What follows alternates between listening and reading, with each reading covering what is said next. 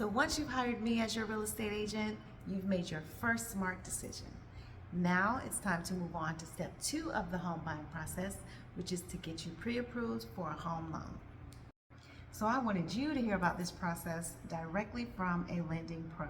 So I asked a trusted lender from my network if he wouldn't mind sitting down and sharing with you the details of the process. And of course, he was happy to do it because he's just as passionate as I am about helping first-time home buyers. Let's listen to Matt as he shares important details about getting pre-approved for a home loan.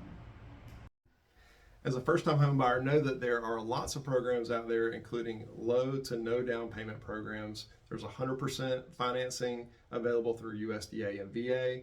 We have a wonderful down payment assistance program in North Carolina that gives you $15,000 in down payment assistance that can cover closing costs and your down payment. And in many cases, it will cover all of your costs. So there's just so much, and it all starts with that pre-approval application to see which one of those lenses we can fit you in.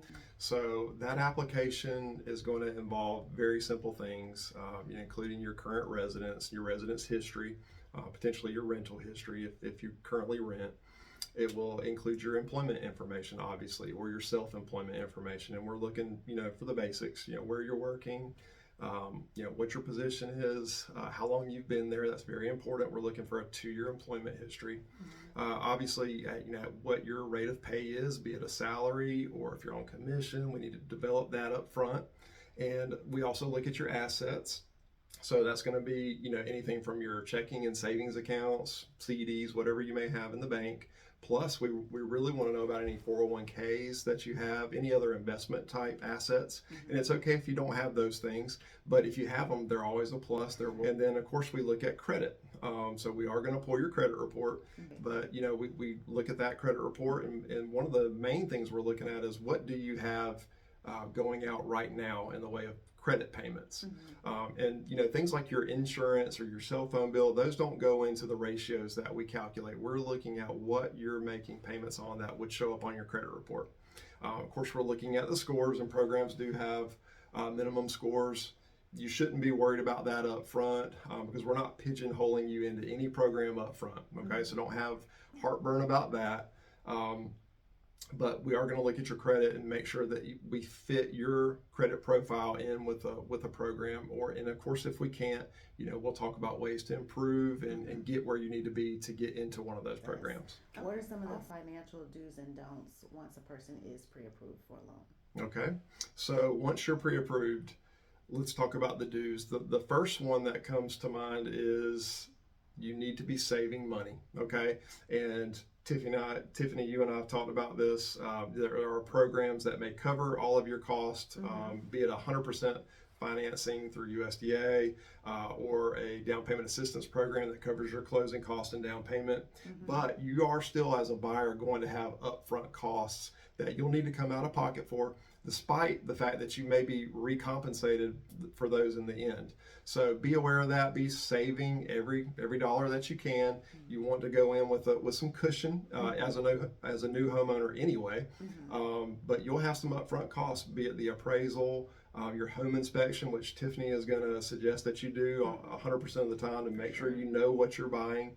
You're going to have pest inspections, things like that. So you just need to be of that saving mindset and try to go into the transaction with some cushion. The don'ts are, definitely do not go and incur more debt. So we don't want to, go and open any additional credit cards, certainly not automobile loans with big payments and things like that.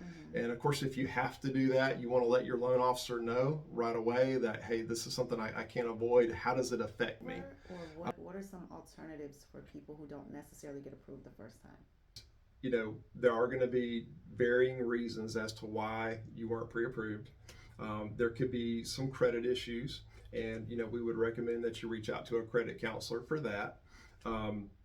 It could be a situation with your income, and that may be solved simply by adding a cosigner. We'll talk about your alternatives and options there. What would be your advice to a person who is nervous because they're afraid of the impact to their credit score? A lot of people have a perception that it's going to tremendously lower their score, and that's just not the case.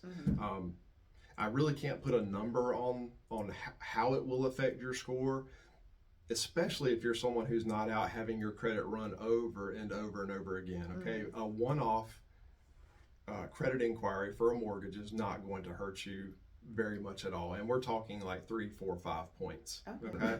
A little known fact is that you do have a 15-day window where you, and this is set up by the algorithms at the credit bureaus to not dissuade people from shopping for the best deals that they can, but you can have your credit pulled across a 15-day window multiple times, and it will only impact your score as though your credit was pulled once. Right? So across that 15-day window, if I have companies A, B, and C pull my credit, it will be as though there was one pull as far as the impact to your score. Okay? All those multiple inquiries will show on your credit report as inquiries, but the impact as though it were one. Okay? So after listening to Matt, I'm sure that you now understand that there are many things to consider in regard to getting pre-approved for a home loan or in the home buying process in general. That's why you need a great realtor, and you also need a great lender. So connect with me so that I can get you connected with Matt, and together we can ensure that you get off to a solid start on your home buying journey. Thanks for watching, and I'll see you in